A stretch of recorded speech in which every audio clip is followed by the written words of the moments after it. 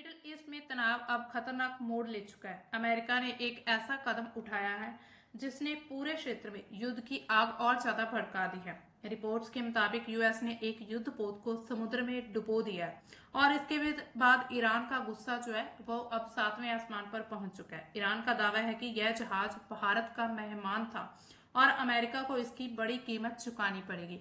आइए समझते हैं इस पूरे मामले को। सबसे पहले अगर हम बात करें पश्चिम एशिया में तनाव क्या था, तो पश्चिम एशिया में इसराइल और अमेरिका के द्वारा ईरान पर लगातार संयुक्त रूप से अटैक किए जा रहे थे और एक ऐसा अटैक हुआ जिसमें ईरान के सर्वोच्च नेता अयतुल्ला अली खामेनी उनकी मृत्यु हो गई थी, जिसके बाद से ईरान ने बदला लेने की ठान ली थी और इसी वजह से ईरान ने लगातार इसराइल और अमेरिका के सैन्य ठिकानों पर अटैक करने शुरू कर दिए। ये अटैक जो किए गए थे सबसे पहले गल्फ कंट्रीज में, यानी कि ईरान ने अपने पड़ोसी देशों में ही किए थे, जिसमें प्रमुख तौर पर सऊदी अरब, यूएई, कतर, जो भी यमन, यहाँ पर ओमान, जितनी भी कंट्रीज है जहां पर यूएसए ने अपने मिलिट्री बेस स्थापित किए हुए थे उन पर अटैक किया गया था। और अब ये जो तनाव है लगातार, ये आज उसका 7वां दिन है, लेकिन इसके बाद फिर भी तनाव इसी तरह जारी है। ईरान और अमेरिका के बीच जुबानी जंग अब सीधे सैन्य टकराव की तरफ बढ़ती हुई नजर आ रही है। खतरे की एक और नए सत्र पर पहुंचता भू राजनीतिक संकट हमें साफ साफ दिखाई दे रहा है कि किस तरह से मिडिल ईस्ट में अब वर्ल्ड वॉर 3 जैसी सिचुएशन बनी हुई है।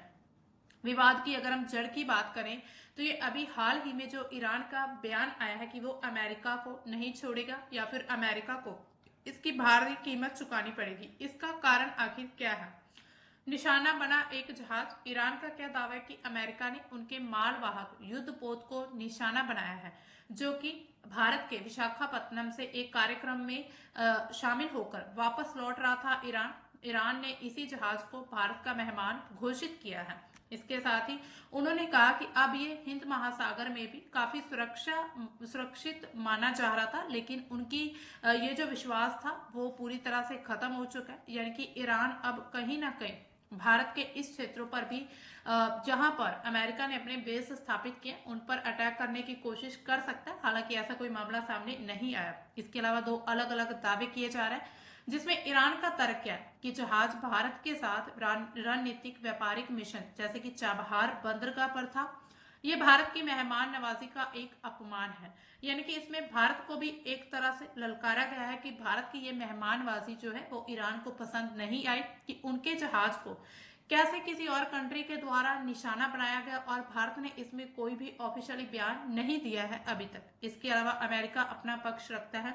ईरानी जहाज प्रतिबंधों का उल्लंघन कर रहा था और विद्रोही समूह जिसमें हूती, उन सभी को हथियार सप्लाई करने जा रहा था। तो अमेरिका के द्वारा ईरान पर ये आरोप लगाए जाते हैं और अमेरिका ने इसको मतलब इसे अपनी सफाई दी कि उन्होंने किस तरह से इस जहाज को क्यों और कैसे निशाना बनाया।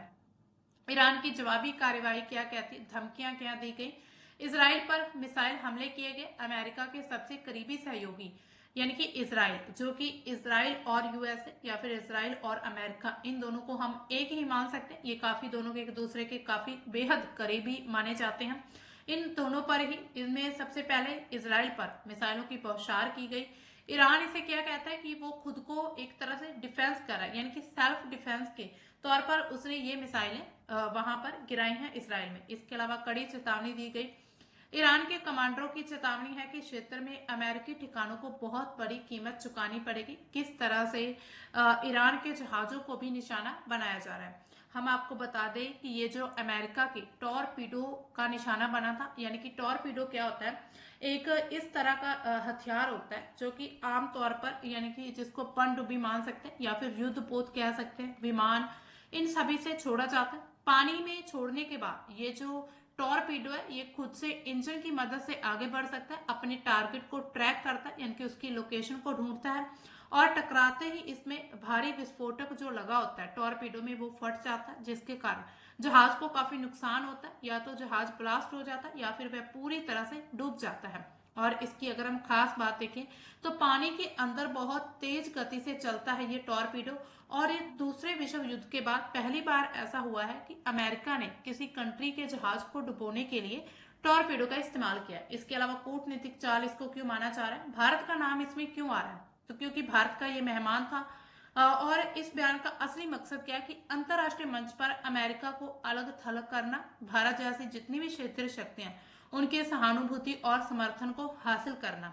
तो ये ऐसा कहा जा रहा है। भारत के लिए अभी दुविधा क्या बनी हुई है इसी हाल ही के समय में, भारत के लिए यह स्थिति काफी ज्यादा पेचीदा बनी हुई है। अमेरिका क्या कहता है, मजबूत वैश्विक और रणनीतिक संबंध बनाना चाहता है। ईरान क्या करता है, इसमें ऊर्जा सुरक्षा और जितने भी चाबहार पोर्ट प्रोजेक्ट्स हैं उन सभी पर जो है ईरान का रुख साफ हो चुका है कि अब जो है वो भारत के साथ भी कहीं ना कहीं बहुत ही कम सहयोग करेगा। जैसे कि हमें पता है कि ईरान ने होर्मुज स्ट्रेट जो है वो पूरी तरह से बंद कर रखा है। ईरान को पता है कि वहां से भारत का भी ऑयल इंपोर्ट होता है, लेकिन सिर्फ भारत के लिए ही नहीं बल्कि जितने भी यहाँ पर अगर हम ईस्ट एशिया की बात करें उन सभी कंट्रीज में मोस्टली जो है ईरान की होर्मुज स्ट्रेट से ही ऑयल इंपोर्ट होता था। लेकिन अब होर्मुज स्ट्रेट बंद होने के बाद पूरे विश्व को ही बहुत सारी चुनौतियों का सामना करना पड़ रहा है। एक तो तेल की कीमतें लगातार बढ़ती हुई नजर आ रही, इसके बाद अगर हम इस युद्ध के रुख की तरफ जाएं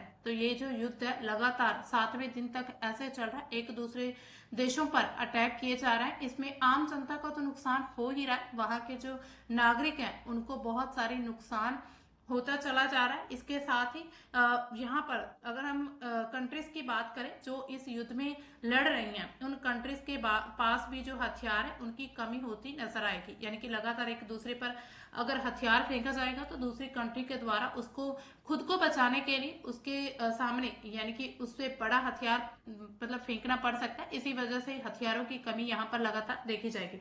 और इसमें अगर हम देखें रशिया और चीन, तो इन दोनों का रुख अभी तक कहीं भी नहीं है। यानी कि रशिया और चाइना बिल्कुल चुपचाप इस नजारे को देख रहे हैं, क्योंकि चाइना को सिर्फ एक मौका चाहिए वर्ल्ड पावर बनने का।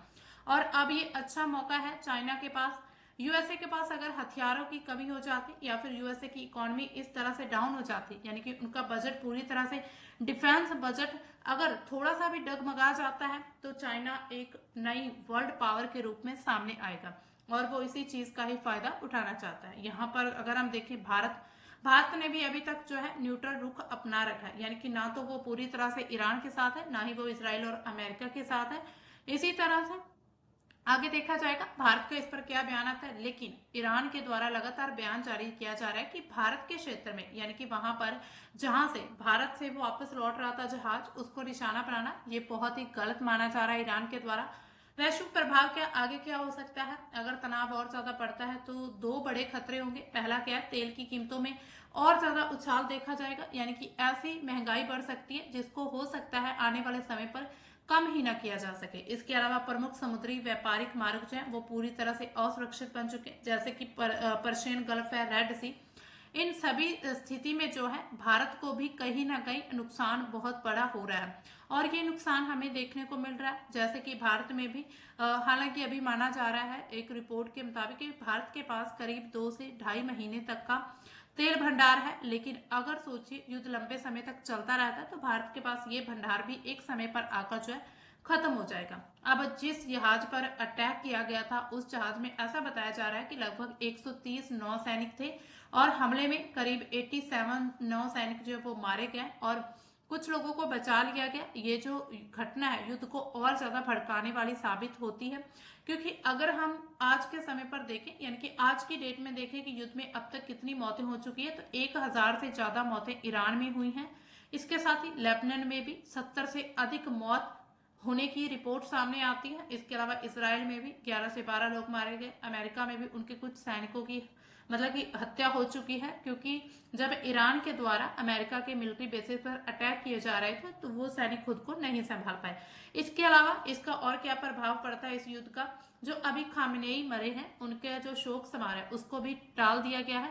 ईरान के सर्वोच्च नेता अयतुल्ला अली खामनेई के लिए जितना भी शोक समारोह उनके द्वारा यानी कि जो किया जाना था, तो जो भी उनके रीति रिवाज होते हैं उनके अपने धर्म के अकॉर्डिंग उन सभी को स्थगित कर दिया गया। उनकी मृत्यु जो है युद्ध की शुरुआत में ही हुई थी। यानी कि अगर हम देखें ये जो बड़ा युद्ध चल रहा है, ये जो तनाव लगातार बढ़ता जा रहा है, ये आयतुल्ला अली खामनेई की मौत के बाद ही लगातार बढ़ा है। इससे पहले जो युद्ध चल रहा था यानी कि जो अटैक किए जा रहे थे वो इतने बड़े नहीं थे। अब जो है दोनों कंट्रीज के द्वारा लगातार एक दूसरे को खत्म करने की धमकियां आ रही, यानी कि स्टेटमेंट ऐसी आ रही है, ऐसा लगता है स्टेटमेंट को देखकर कि आने वाले समय में एक बहुत बड़ा युद्ध हो सकता है। तो दोस्तों आपका इसके बारे में क्या विचार है, यानी कि आप इस मामले पर पूरी तरह से क्या सोचते हैं? क्या भारत को ये जो जहाज मतलब कि भारत के क्षेत्र में डुबोया गया था यूएसए के द्वारा, भारत को इस पर क्या प्रतिक्रिया करनी चाहिए? अभी तक भारत का कोई भी ऑफिशियल स्टेटमेंट नहीं आया है। क्या भारत को ईरान के साथ हमदर्दी होनी चाहिए या फिर यूएसए के साथ अपनी मित्रता को निभाना चाहिए? कमेंट सेक्शन में अपनी राय जरूर बताइएगा। मिलते हैं नए करंट के टॉपिक में, तब तक के लिए बाय। Thanks for watching.